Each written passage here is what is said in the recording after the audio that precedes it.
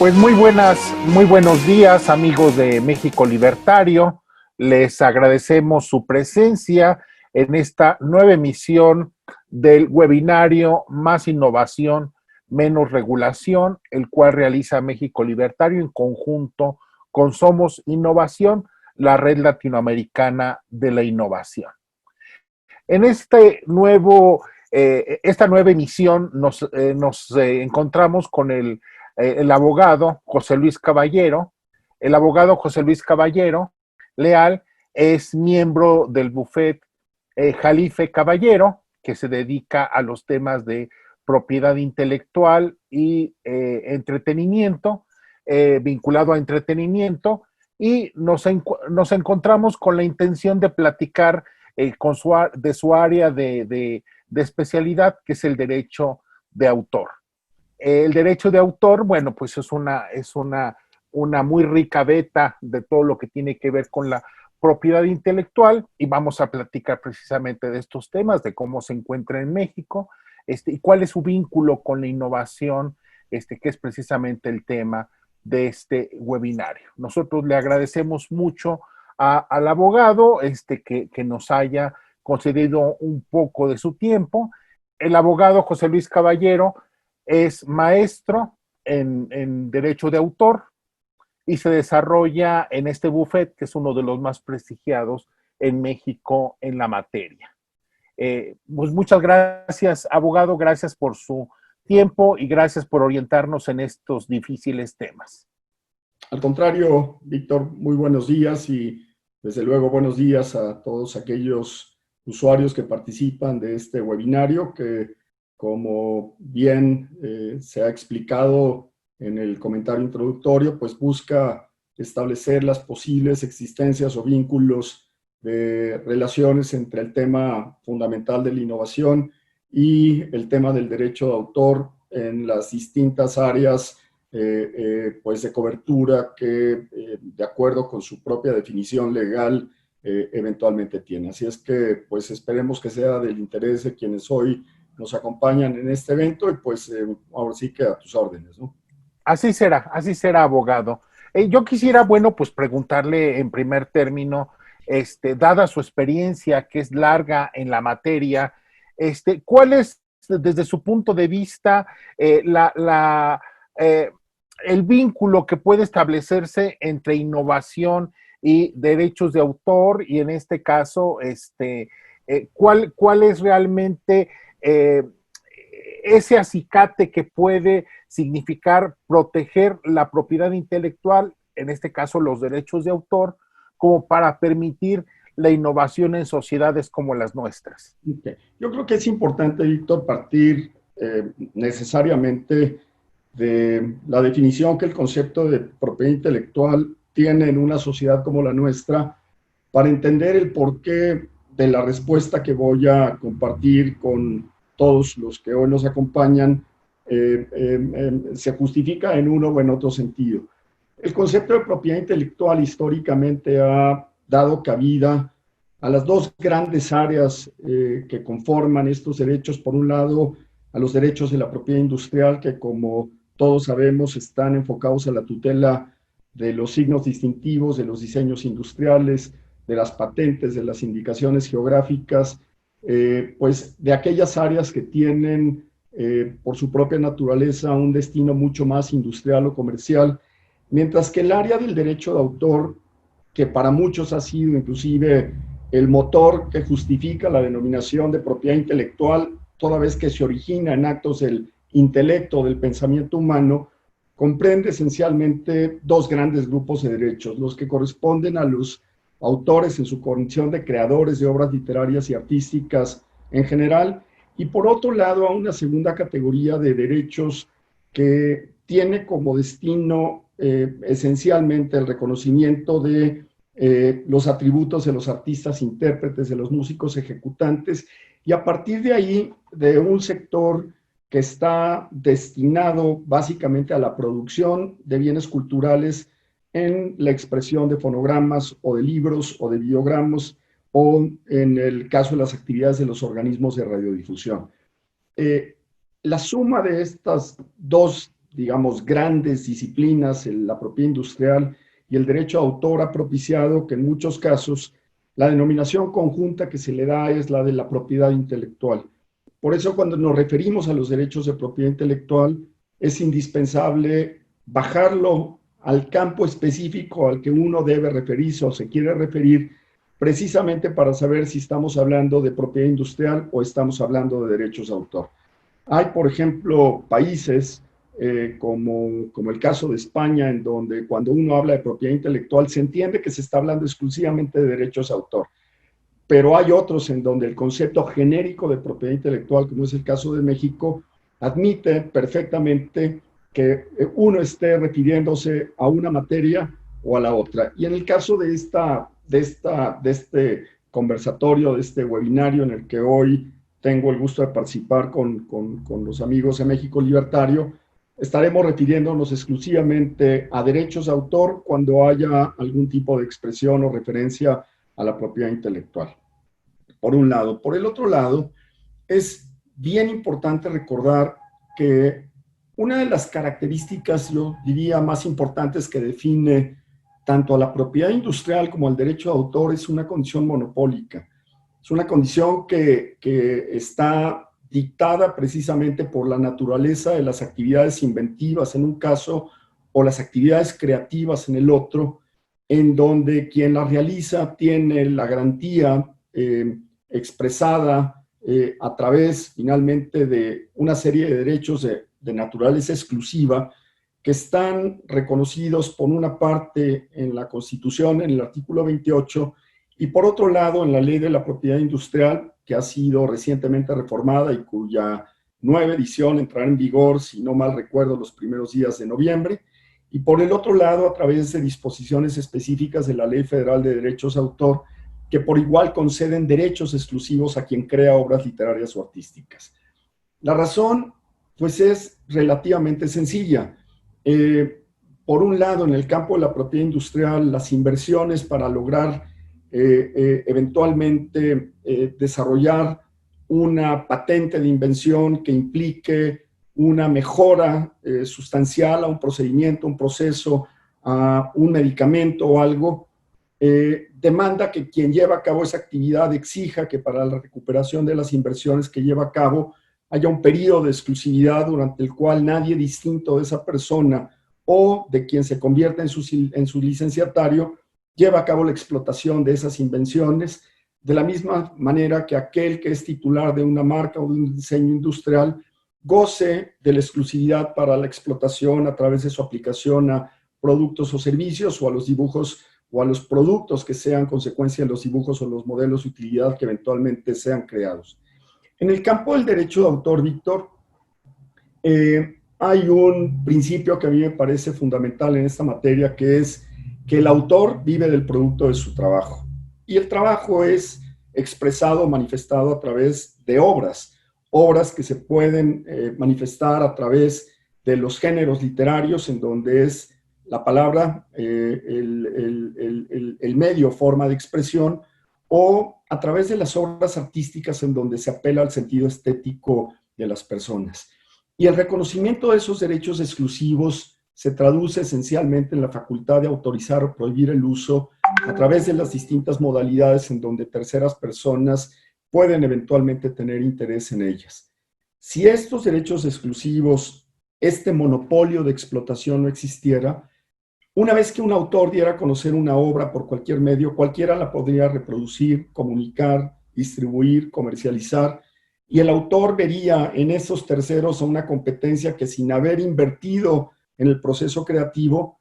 obtendría necesariamente, digamos, una participación de la que injustamente se estaría privando a quien legítimamente fue el creador de la obra. Por eso, el sistema de derechos de autor o el sistema de propiedad industrial alrededor del mundo está basado en esta condición monopólica. Para muchos podrá ser un elemento que detenga, que retrase o que impida una evolución tecnológica o una innovación en muchas de las áreas del conocimiento, pero para quien crea, para quien invierte, para quien produce, para quien dedica su tiempo, muchas veces su tiempo completo en actividades de esta naturaleza, si no hubiera este mecanismo de exclusividad que permitiera justamente excluir a terceros de la explotación sin autorización, no habría un solo incentivo por el cual dedicarse a escribir libros o a escribir canciones o a producir películas o a desarrollar medicamentos o a desarrollar mejoras en productos, simplemente porque no habría retorno en las inversiones. Y estas son actividades profesionales, profesionales en el sentido de que el autor dedica su tiempo a generar a través de estas actividades un ingreso que le permita subsistir, es un medio de vida. Habrá a quien la calidad de sus obras, de sus interpretaciones, de sus producciones le permita tener una vida mucho más allá de lo que uno estimaría como con lo necesario para vivir. Que bueno, pues el autor vive no solamente del producto de su obra, sino de la suerte y de la calidad que la obra eventualmente logra llegar a tener. Y lo mismo pasa con las marcas y lo mismo pasa con las patentes. Entonces, habida, digamos, cuenta de este primer bloque que trata de ubicar a la materia en su ubicación, no solamente jurídica, sino en el rol que juega cada una de ellas frente a la sociedad, pues yo te diría que en este campo en particular, derecho de autor por un lado, propiedad industrial por el otro, evidentemente, es decir, por lo menos en el campo de la propiedad industrial hay un vínculo directo, diría absoluto y totalmente evidente con los procesos de innovación, y a su vez yo cuestionaría que el objeto principal, que el derecho de autor, esté orientado justamente a contribuir a procesos de innovación que por su propia naturaleza están mucho más orientados hacia productos que finalmente por su naturaleza, por su condición, tienden a mejorar el desempeño de ciertos elementos con los cuales uno interactúa de forma cotidiana. La explicación es la siguiente.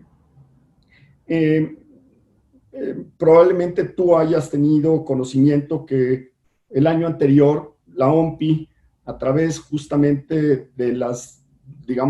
distintas manifestaciones que anualmente comparte con el mundo finalmente de la propiedad intelectual, designa todos los años con alguna frase que finalmente se convierte como el eslogan a través del cual comunica hacia dónde va la actividad de la propiedad intelectual en ese año en particular. Y el año pasado fue justamente el de la innovación.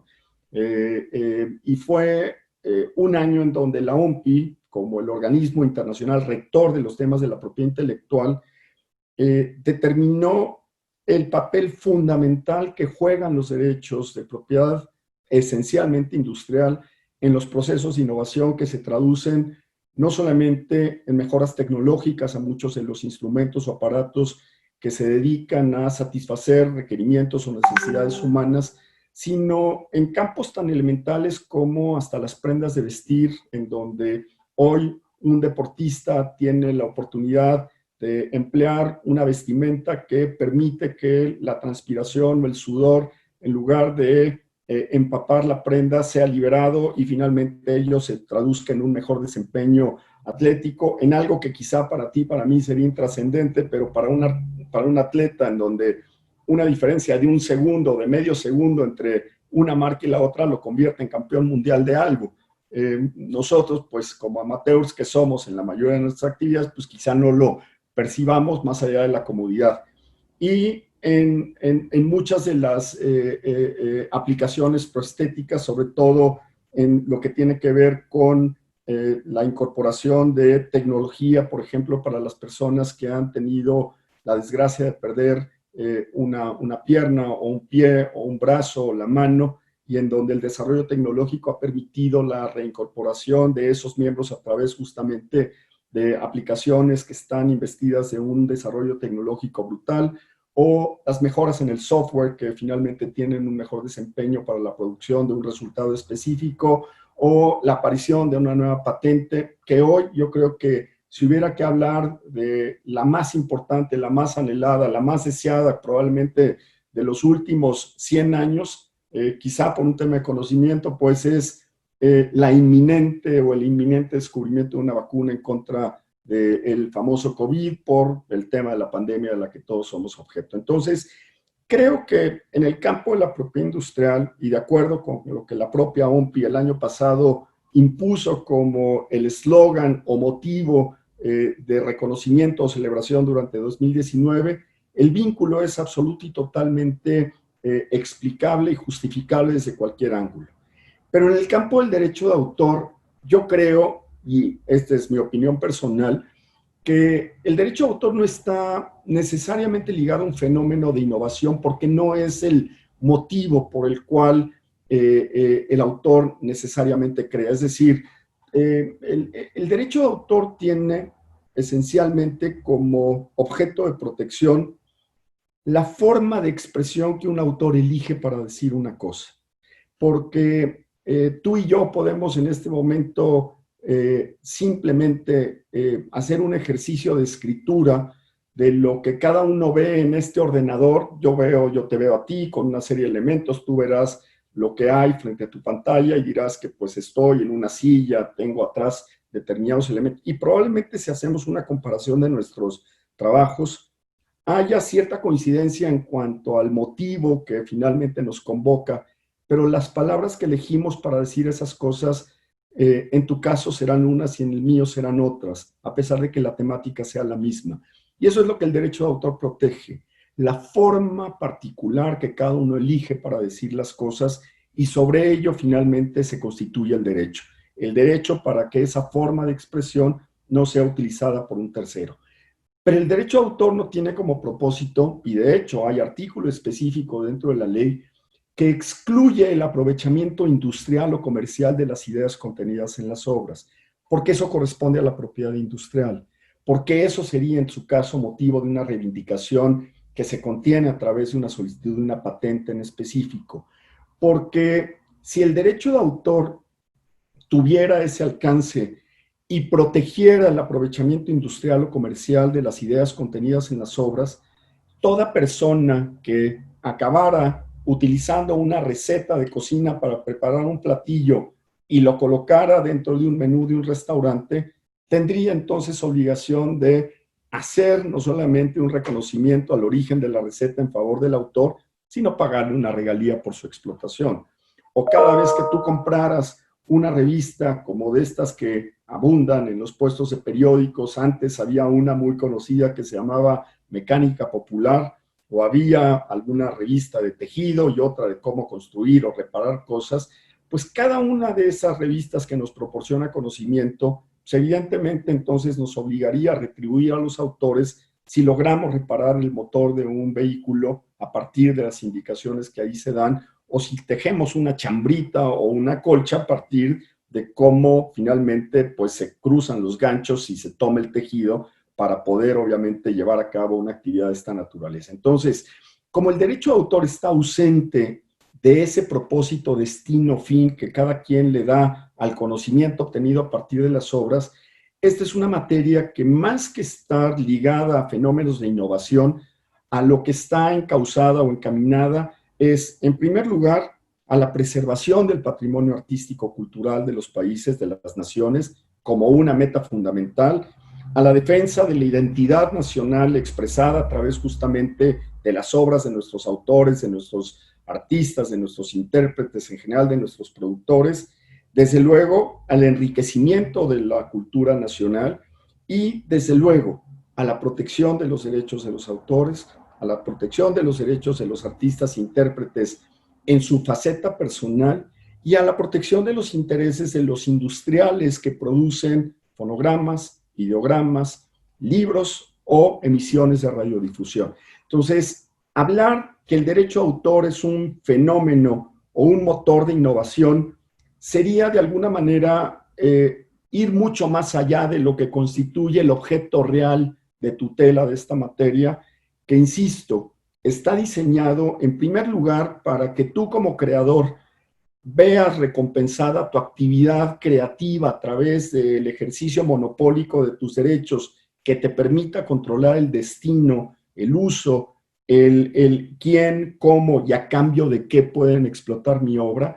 que realmente a través de beneficios que estén orientados a el contenido mismo de la obra en cuanto a su aplicación tecnológica o que esté orientada hacia un tema de innovación en un área en particular. Entonces, yo puedo,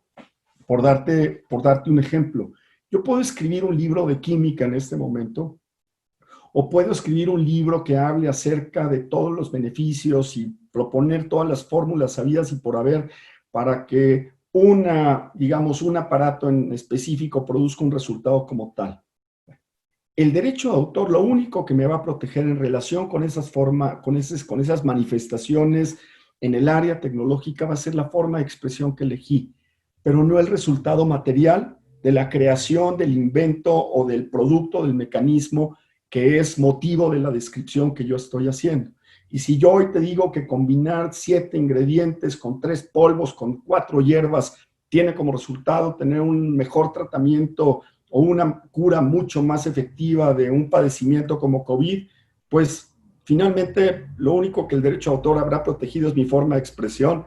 pero no la combinación de las hierbas, los polvos y demás, porque eso en todo caso habría sido objeto de una patente de invención relacionada con un producto de naturaleza farmacéutica o algo de características similares. Entonces, el tema de la innovación, que claramente está vinculado al tema de la propiedad intelectual, recae fundamentalmente en el brazo de la propiedad industrial, en donde efectivamente las patentes, en donde los modelos industriales, los diseños industriales, los modelos de utilidad juegan un papel determinante en donde la actividad inventiva, la actividad finalmente o la funcionalidad del invento o del modelo de utilidad como tal es determinante para su protección. En el derecho de autor no. Es irrelevante desde todos los puntos de vista para los efectos de la protección del derecho de autor el que alguien se aproveche del conocimiento obtenido del acceso a una obra en particular. No hay en ese sentido ningún tipo de protección en tanto el objeto recae en tu forma de expresión, no necesariamente en las consecuencias de la creación, es decir, de la implementación de la información que tú estás proporcionando y que se pudiera traducir en un aparato en específico. Eso cae dentro de las reivindicaciones que eventualmente el solicitante de una patente escribe en su solicitud y las presenta ante el Instituto Mexicano de la Propiedad Industrial o la autoridad nacional de que se trate, pero si tú haces un análisis de la legislación comparada en temas de derechos de autor, te podrás percatar que en absolutamente ninguna ley, en ninguna ley a la que tú finalmente accedas, que dentro del objeto para el cual la tutela de los derechos es reconocida, la palabra innovación va a aparecer, porque no está conectado el fenómeno de la innovación con el resultado de la forma de expresión que es motivo de la protección del derecho de autor. Bien, bien, bien, abogado.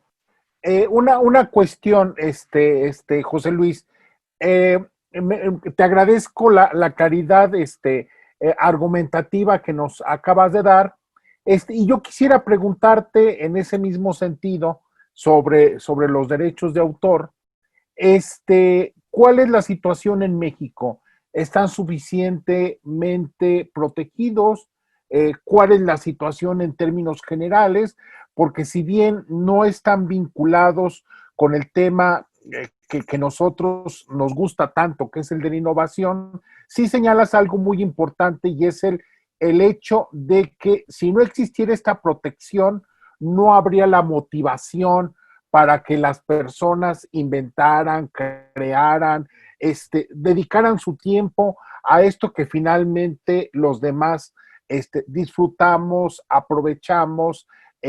también en nuestra vida diaria. En tal sentido, pues me parece que un buen marco de protección es esencial, precisamente si queremos que los individuos sigan creando y tengan la protección para que lo que creen pueda ser aprovechado por todos nosotros. Claro que sí, Víctor. Mira, no quiero bajo ninguna circunstancia que mi comentario se exprese en el sentido de que el derecho de autor no es un elemento más que contribuye al fenómeno de la innovación como tal. Evidentemente, es un engrane más en esta gran maquinaria en donde claramente la protección acumulada que se da de la interacción entre los derechos de la propiedad industrial y el derecho de autor, pues es un elemento que ciertamente contribuye a temas de innovación, a pesar de que, como lo he señalado y lo reitero en este momento, el objeto del derecho de autor está orientado más a asegurar en favor del creador los derechos de uso y explotación de sus creaciones, de sus interpretaciones, que realmente a la defensa o a la protección de productos tecnológicos que puedan ser el resultado eventualmente de lo que el autor describe, sugiere o eventualmente propone a través de la expresión de su pensamiento. El derecho de autor, en primer lugar, y esto es para mí yo creo que un tema fundamental señalarlo, es un derecho humano. Y creo que en ese sentido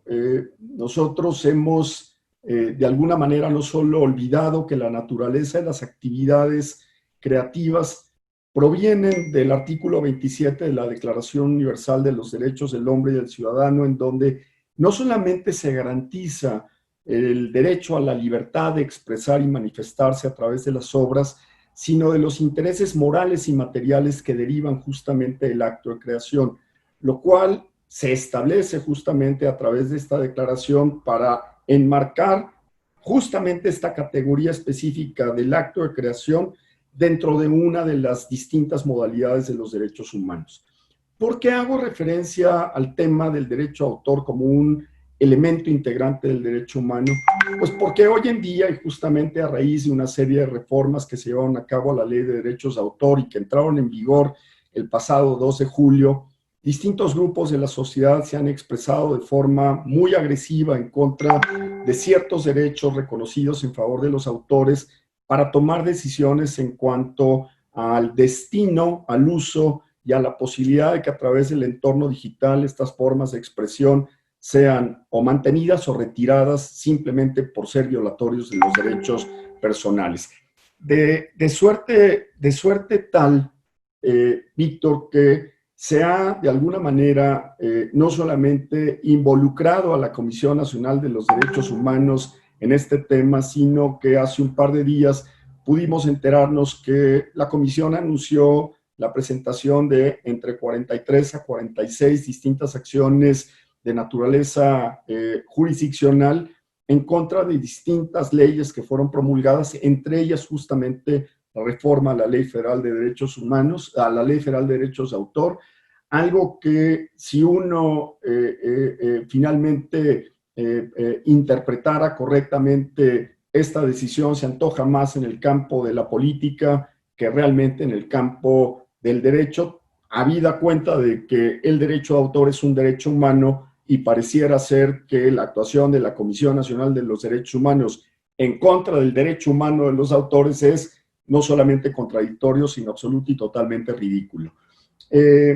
La reforma que se llevó a cabo a la Ley Federal de Derecho de Autor y que fue producto de un periodo extraordinario del Congreso y en donde de forma, debo decirlo, en forma absoluta y totalmente express se debatió esta serie de iniciativas para modificar no solamente la Ley de Derecho de Autor, sino la Ley de la Propiedad Industrial, obedeció, entre otros motivos, a la entrada en vigor del nuevo Tratado de Libre Comercio con Estados Unidos y Canadá, que como muchos de nosotros seguramente recordaremos, fue firmado el 30 de noviembre de 2018, último día del gobierno de Enrique Peña Nieto, y bajo, digamos, la supervisión y la participación activa de los miembros del equipo de transición del gobierno actual, en donde el subsecretario Jesús Seade fue el encargado de conducir toda la negociación durante propiamente todo el semestre, el segundo semestre de 2018, a la par de Ildefonso Guajardo, seguramente tú recordarás ello, de suerte tal que todas las modificaciones acordadas a las distintas leyes contó con la aprobación o el beneplácito del gobierno actual. Es decir, no hay sorpresa. Lo que hoy está en el tratado fue conocido, negociado y aprobado por el régimen actual.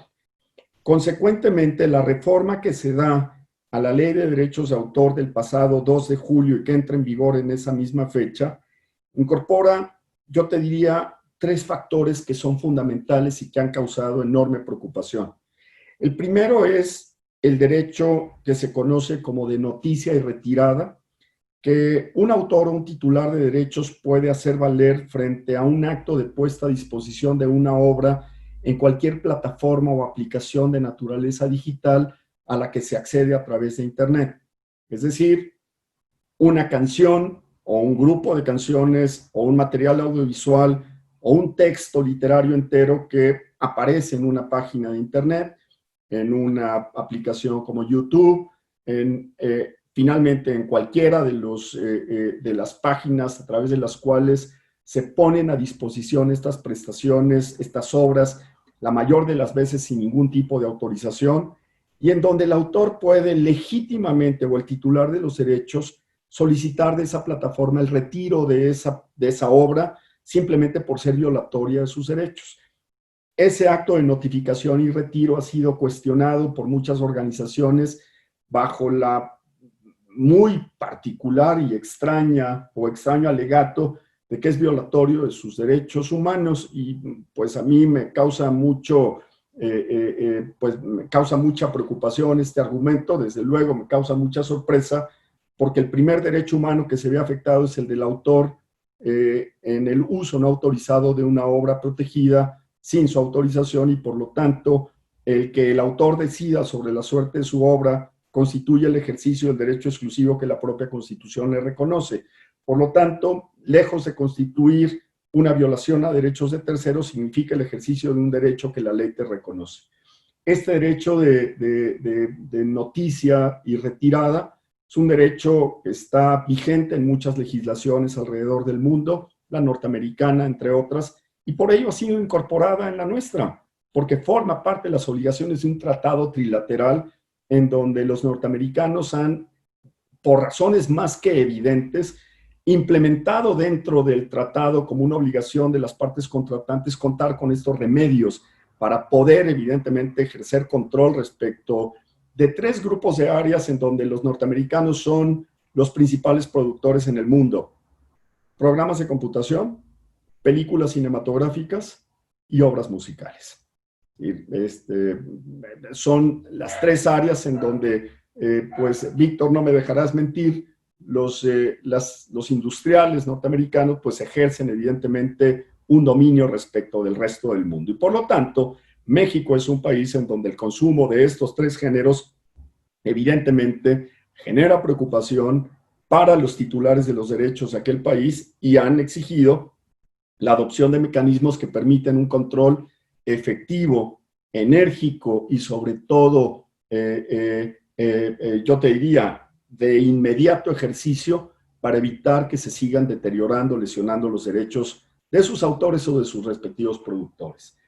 El segundo cambio fundamental dentro de esta ley consiste en que se implementan acciones para aquellas personas que, sin autorización, diseñen mecanismos que permitan evadir las medidas tecnológicas de protección que se incorporan dentro de las obras. Este tema, que también ha causado no solamente pues mucha polémica, sino una serie de argumentos absolutos y totalmente falsos, en el sentido de que si hoy mandas reparar un teléfono que se te descompuso, o llevas tu impresora porque tiene una falla, o adquieres un producto que eventualmente te permite acceder por ejemplo, a una tinta que no está diseñada ex professo para la máquina, dicen que te va a llevar a la cárcel. Y la pregunta, evidentemente, de muchos de los que estamos en este sector es que no encontramos la relación entre una cosa y la otra, pero bueno, es el argumento que se ha de alguna manera propalado un poco para generar evidentemente polémica y que por ahí la presión se dé. La medida tecnológica de protección ha existido desde siempre dentro de los derechos de los autores o de los productores, para evitar que una persona sin autorización acceda a una prestación o una obra para la cual no está destinado de forma original. Las medidas tecnológicas de protección, hombre, para tenerlo muy claro, están incorporadas en las señales que un proveedor de servicios de televisión como Sky o como Easy o como las de las antenas rojas y azules nos proveen a todos nosotros, porque efectivamente es una señal codificada que llega a tu aparato televisor y que solamente se convierte en imagen una vez que es procesada a través de una caja que te proporciona tu propio proveedor de servicios de televisión por cable. Esa es una medida tecnológica. Si lo que tú hicieras a través de un mecanismo que te proporcionara un tercero o que un tercero lo llevara a cabo por instrucciones tuyas es abrir esa caja, romper los candados de protección y permitir que tú recibas señales para las cuales no estabas destinado, evidentemente hay una violación a los derechos del organismo que emite esa señal y la persona que lleva a cabo esas actividades fraudulentas se ve sujeto a una acción que hoy está sancionada inclusive por la vía penal. La tercera gran modificación a la ley, Víctor, se da en el terreno de la información que los titulares de derechos incorporan en sus obras para lo que se llama la gestión colectiva de sus derechos. Probablemente tú sepas, y esto es un tema claramente de innovación, que cuando tú estás escuchando una canción que es producto de una grabación sonora, una producción fonográfica, esa canción contiene una metadata que a través de los equipos de lectura o de captación de esa metadata te permite saber quién es el productor del fonograma, en qué año se hizo esa producción, cuál es el título de la canción, quién la interpreta, cuál es la dirección, cuál es el número de identificación del track, en qué país se produjo, en qué año se produjo. Esa metadata que permite justamente a través de los instrumentos tecnológicos recabar todo ese dato, es lo que hace a su vez que las sociedades de gestión colectiva puedan identificar el uso que se lleva a cabo de una canción o de una película o de un programa en particular para que quien es el usuario, para quien finalmente las pone a disposición, pague las regalías a las sociedades de gestión colectiva y esas regalías puedan acabar evidentemente en manos de los autores, de los artistas, intérpretes o de los productores, de acuerdo con el reconocimiento que la ley hace en ese sentido. Entonces, esta información sobre la gestión de derechos está hoy no solamente reconocida como un derecho de autor, sino que al mismo tiempo la remoción de esa información se traduce en una infracción a los derechos porque impediría entonces identificar el uso de esa obra y consecuentemente el cobro de las regalías correspondientes. Hasta hace todavía algún tiempo, la verdad es que la mayoría de nosotros difícilmente nos percataríamos de cosas de este tipo. Cuando uno acudía, por ejemplo, a un restaurante en donde había una persona tocando el piano y pues musicalizando un poco el ambiente, esa persona cuando terminaba, ese pianista cuando terminaba su jornada de trabajo, normalmente le entregaba al gerente del restaurante un listado en donde se contenían los títulos de todas las canciones que se había tocado esa misma tarde. Ese listado, ese reporte de las obras ejecutadas, a su vez era recabado por un representante de la Sociedad de Autores y Compositores que con base justamente en ese repertorio cobraba la cantidad que por regalías se causaban por la explotación de las obras, que a su vez se incorporaba en la base de datos de la sociedad y que con base en esa información de ese reporte se hacía la liquidación de regalías, pudiendo decir, oye, pues es que en esta jornada se tocó Esta tarde vi llover y se tocó el reloj y se tocó Bésame mucho y se tocó, ¡pum! Ese era el reporte. Tecnológicamente hemos superado por mucho esa forma de alguna manera de procesar esa información y hoy toda la música que se pasa a través de una emisión de radio, una emisión de radio digital o toda la música que se utiliza en un canal como YouTube o todo lo que tú utilizas a través de Spotify o de Deezer o de la plataforma que tú elijas, se recaba a través de medios electrónicos, a través de los códigos digitales que todas esas obras ya traen incorporados. Ya no es necesario ir a tomar datos manuales de cada cosa porque no acabarías jamás. nunca jamás acabarías. Entonces, hoy el procesamiento es producto de una innovación tecnológica que gestiona mejor los derechos y que permite además liquidaciones que son más certeras atendiendo al uso efectivo de las obras. Ya no son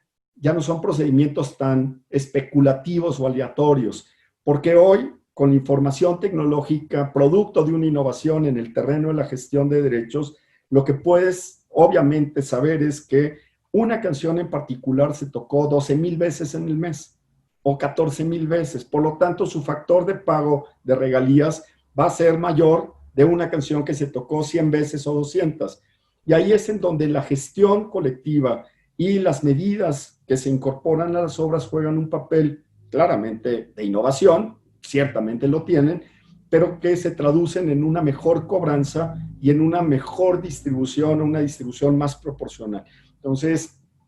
esas son las tres grandes áreas de la reforma. Tu pregunta es, ¿suficiente? No, claramente que no. Claramente no. Si hoy, es decir, tú aspiraras realmente a una legislación de derechos de autor de vanguardia, habría que hacer cambios fundamentales en la legislación y uno quizá de los más importantes es establecer de una vez por todas la autonomía del Instituto Nacional de Derechos de Autor, del Instituto Mexicano de la Propiedad Industrial.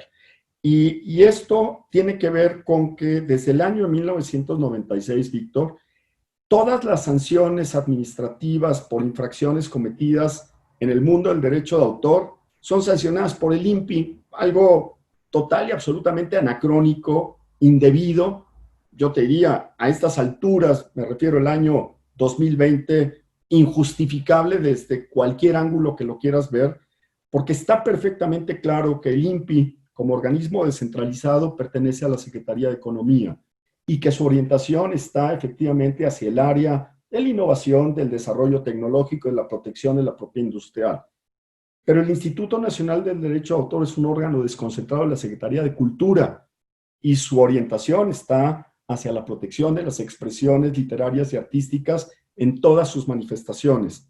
Por lo tanto, hoy en día, suponer que las infracciones en derechos de autor se tienen que ventilar en un instituto que depende de la Secretaría de Economía no tiene la menor justificación. Entonces, si hoy hubiera que apuntar a una reforma que marcara, yo te diría, aquí sí, un momento histórico en el antes del derecho a autor y el después del derecho a autor está en la autonomía del instituto respecto de toda injerencia o intervención del INPI, injustificable, indebida y a todas luces, yo te diría en pleno 2020, ya insostenible desde todos los ángulos habidos y por haber. Entonces, esa sería una de muchas que habría que trabajar. Digo, tú sabes que en una ley en la que el desarrollo tecnológico te rebasa todos los días a una velocidad que pues es difícil de emparejar, las leyes en materia de propiedad intelectual en general siempre se van quedando un paso atrás y un paso atrás y un paso atrás. Y aunque estas reformas, producto del TEMEC, nos han acercado nuevamente en esta brecha entre el desarrollo y lo que la ley establece, el tramo sigue siendo todavía pues muy amplio. Algún día evidentemente se acortará sin que creo que vayamos a llegar nunca al punto en donde corramos en paralelo. Eso no va a suceder simplemente porque los procesos legislativos jamás irán a la par de los eventos del desarrollo tecnológico, ¿no? Así es, abogado. Siempre la legislación va siempre un paso atrás de la realidad. Es correcto. Ahora bien, José Luis, en este tema de los derechos de autor y la propiedad intelectual, ¿cuál es tu expectativa de hacia dónde vamos? ¿Cuáles son este futuro mediato, tanto en términos mexicanos como de la zona geográfica en donde nos desarrollamos, que es la de Norteamérica, y que tú acabas de señalar precisamente el acuerdo de libre comercio con nuestros socios comerciales? ¿Cuáles son tus expectativas en el mediano plazo de los retos que afronta esta materia en este contexto?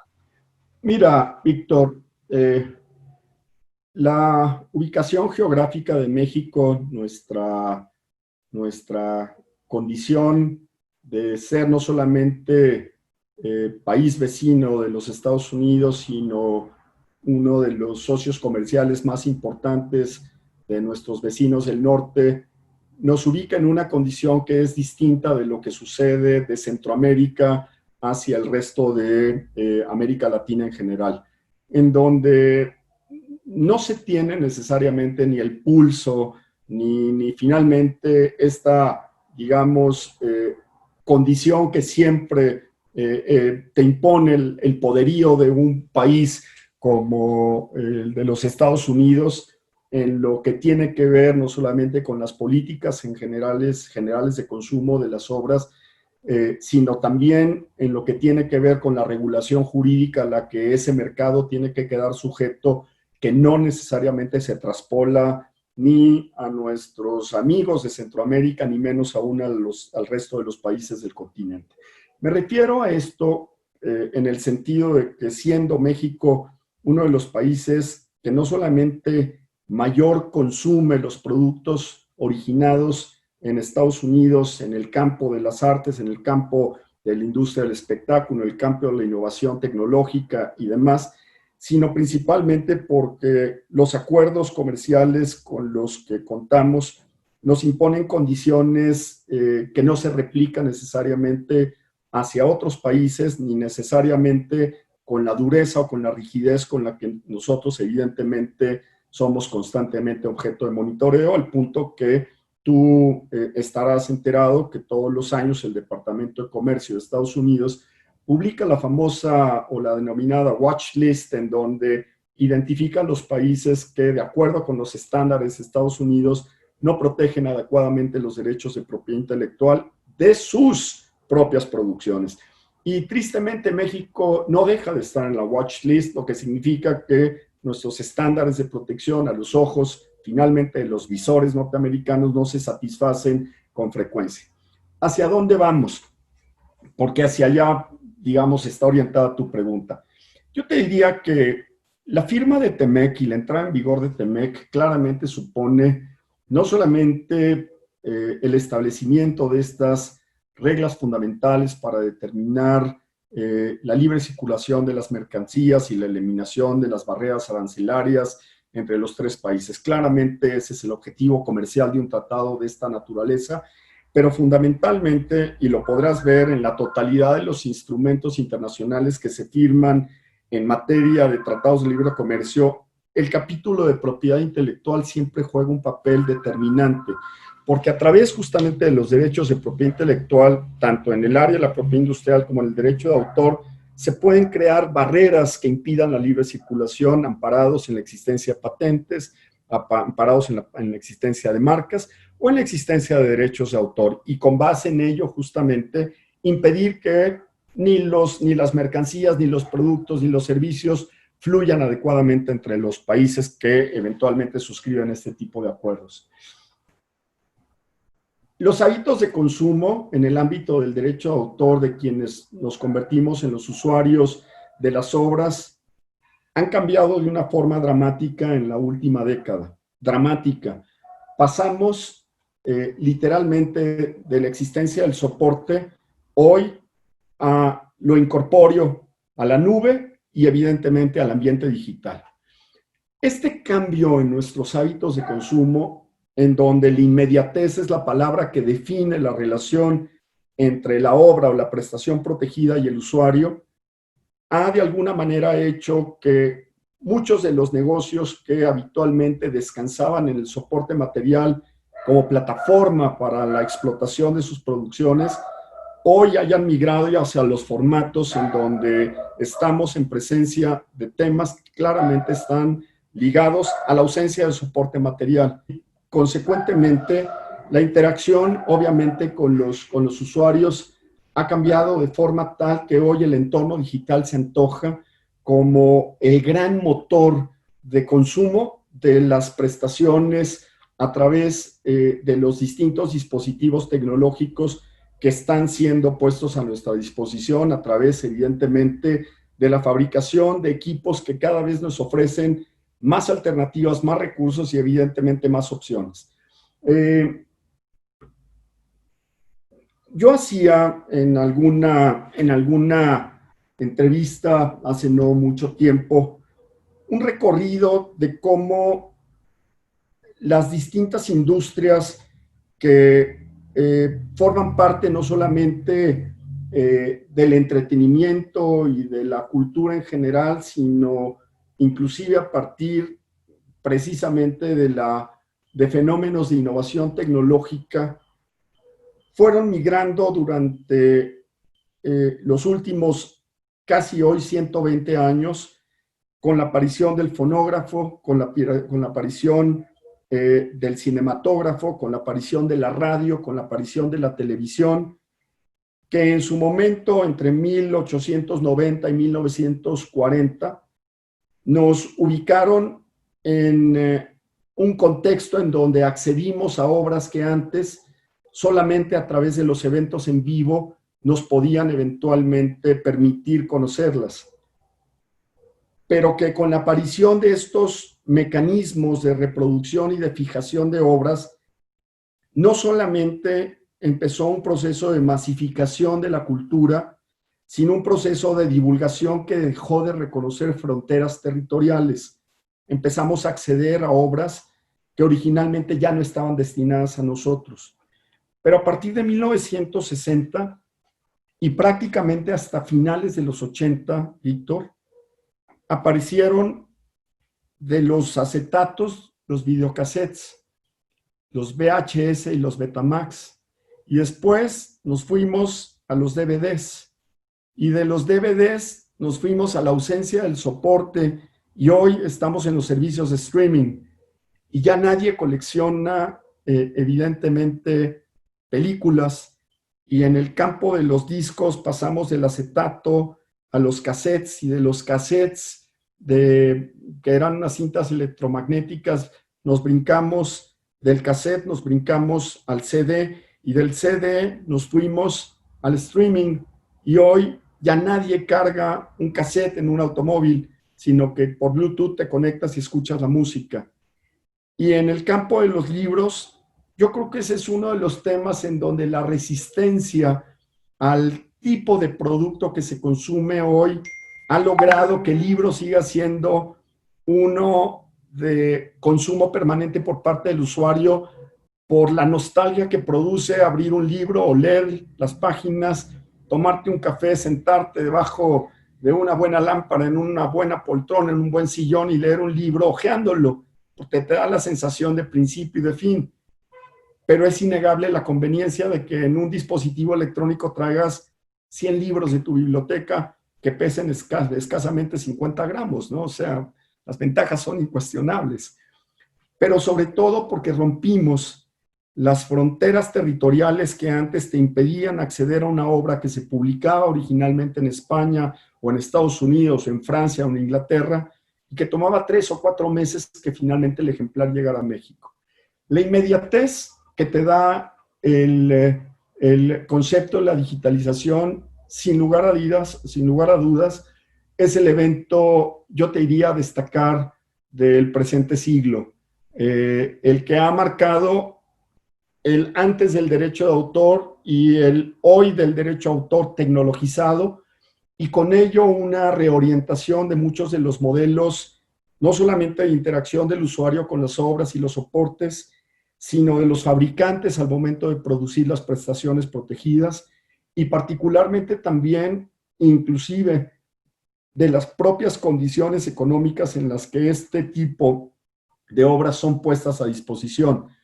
Curiosamente, hoy pareciera que es más económico acceder a las prestaciones en la medida en que el soporte ha dejado de ser un gasto fijo de producción y por lo tanto innecesario. Yo no sé si a ti te haya tocado en alguna vez tener que ir a comprar un CD o inclusive un disco todavía de acetato en donde había una canción que te gustaba, pero tenías que pagar por las 10 restantes, aunque no te gustara ninguna, pero no había opción, ¿no? Hoy en día los formatos te han permitido ir por lo que te gusta y desechar aquello que no, evidentemente, ya es de tu agrado. Al punto que también dejaron de existir los álbumes de 10 o de 12 canciones. Hoy en día se comercializan singles o a lo mejor un EP en donde vienen 4 tracks o 5 tracks y uno puede seguir comprando lo que le gusta. Y el soporte desapareció y creo que ese es el gran elemento diferenciador del antes y del después en el derecho de autor. Y por lo tanto, hacia dónde va encaminado gran parte, digamos, del esfuerzo, si tú quieres, desde el punto de vista legislativo, es a fomentar y a soportar en el ambiente digital un mejor control por parte de los autores y de los productores de sus respectivas obras y producciones, y al mismo tiempo a darle al usuario las herramientas y las facilidades necesarias para acceder de forma legítima a los productos que son puestos a su disposición. El Internet, lo que hoy denominan también como la banda ancha, la digitalización, la ausencia de soporte, creo que es lo que hoy estarían definiendo de mejor manera lo que es el derecho de autor contemporáneo y hacia dónde está de alguna manera orientada gran parte de la estrategia desde el punto de vista no solamente legal, sino comercial de quienes forman parte de esta gran industria, ¿no? Bien, bien, muy bien, abogado. Me parece que, bueno, nos acaba de dar una inmersión muchísimo más rica de lo que yo esperaba en un principio sobre este tema. Me parece que, bueno, también al público le parecerá muy interesante. Y le agradecemos mucho su tiempo, la generosidad de su tiempo y de su conocimiento para hacernos partícipes de ella. Yo le agradezco mucho, le agradezco a nombre de Somos Innovación y de México Libertario su participación, el tiempo tan generosamente que nos concedió, y bueno, pues lo vamos a buscar en cuanto se presente un nuevo tema sobre esta situación, y realmente le queda muy reconocido y muy agradecido por todo el conocimiento que nos acaba de trasladar. Al contrario, Víctor, agradecido por esta invitación. Un saludo a todos nuestros amigos en México Libertario, que bueno, pues este tipo de foros, de webinarios continúen. Creo que efectivamente no es sino a través de estas posibilidades de compartir opiniones que pues pueden o no ser compartidas por nuestros amigos que el día de hoy acudan al contenido de esto, es lo que hace que el debate se enriquezca y pues desde luego cuando se da con respeto y se da con información y con fundamento, pues siempre es en el beneficio de todos los que andamos en estas lides. Así que muchas gracias nuevamente por la invitación, Víctor. Yo coincido con usted y muchas gracias de verdad, José Luis. Y bueno, pues seguimos en contacto y muchas gracias. Que Gracias. tenga un muy buen día. Igualmente, hasta luego.